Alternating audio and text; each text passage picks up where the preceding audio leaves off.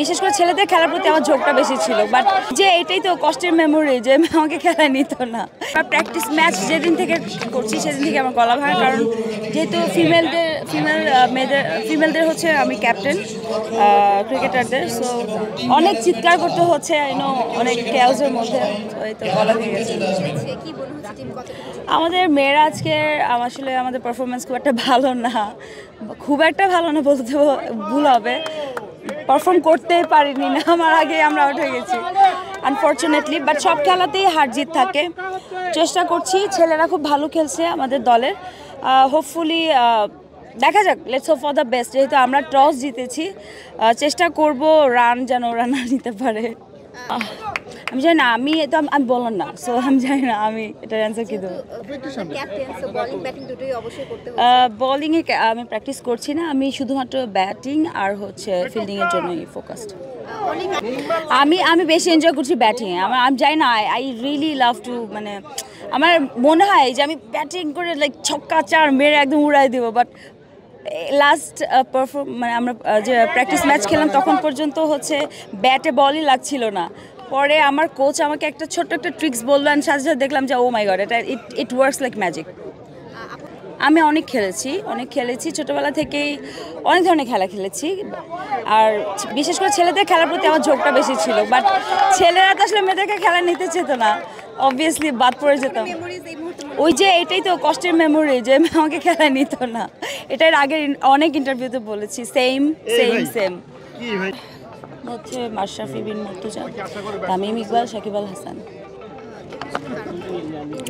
কারণ ওনারা তিনজনই, সাকিব আল হাসান অলরাউন্ডার, আমরা সবাই জানি, আমাদের দেশের গৌরব, তিনজনই আমাদের দেশের গৌরব, এবং তিনজনেরই কী বলবো, আমাদের কন্ট্রিবিউশন অনেক বড় বড় ম্যাচে অনেক বড় বড় জয় এনে দিয়েছেন। এবং ক্যাপ্টেন হিসেবে তো মাশরাফির কথা বলতেই হয়, উনি দৃষ্টান্ত দেয়া যায় এরকম আর কি, মানে ওনাকে বলা যায় যে এই যে একজন ক্যাপ্টেন ছিলেন আমাদের।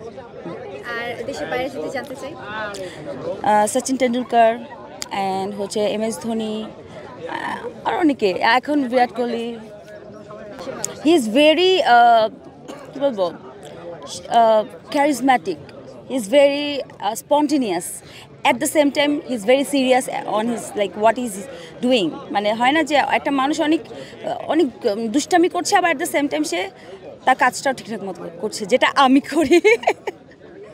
কোরবানিতে অনেকগুলো কাজ আসবে আশা করি, বেশ বেছে কাজ করার চেষ্টা করছি, বেশ অনেকগুলো কাজ, এটা ভুল কথা বলছি, কারণ যে কয়টাই করছি বেছে করছি, একদম টানা র্যান্ডম কাজ করতে পারছি না, আর ম্যাচের জন্য তো লসই হয়ে গেল মোটামুটি, কারণ কোরবানিতে অনেক নাটকের ইয়ের জন্য না করে দিতে হয়েছে।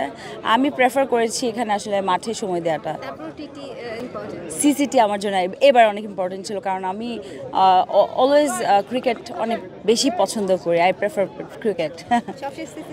দর্শকদের জন্য বলবো যে আমাদের টিম, আমি একটা জিনিস খেয়াল করেছি যে মানে আমি ফলো করছি, লাইভে অনেক আজে বাজে কমেন্ট আসতেছে মেয়েদের ক্ষেত্রে, যখন আমরা মেয়েরা খেলছি, এটা ইট ব্রেকস মাই হার্ট, এটা আমাকে খুব কষ্ট দেয় অনেস্টলি, কারণ আমার মনে হয় যে ছেলে মেয়ে ভেদাভেদ না করে, আমাদের দেশে কিন্তু ফিমেল ক্রিকেটাররাও আছে এবং ন্যাশনাল টিমে মেয়েরা খেলছে, ভালো খেলছে, সো আমি সেক্ষেত্রে বলবো যে আমরা এই ছেলে মেয়ে ভেদাভেদটা না করে আমরা এখন অ্যাক্টিং, আমাদের কাজ তো আসলে ক্রিকেট খেলা না, আমাদের কাজ হচ্ছে অ্যাক্টিং, বাট আমরা ক্রিকেট খেলতে এসেছি, এটা part of our like entertainment, একটা বড় বিষয়। আমরা যেমন নাটক দেখি এন্টারটেনমেন্টের জন্য, ক্রিকেটটাও কিন্তু তাই, একটা সুস্থ বিনোদন। সো সেক্ষেত্রে আমি বলবো যে যারা আপনারা এই সমস্ত কমেন্ট করেন, আপনাদেরকে রিকোয়েস্ট করবো যে আপনাদের শব্দ নির্বাচনের ক্ষেত্রে আরেকটু সচেতন হন।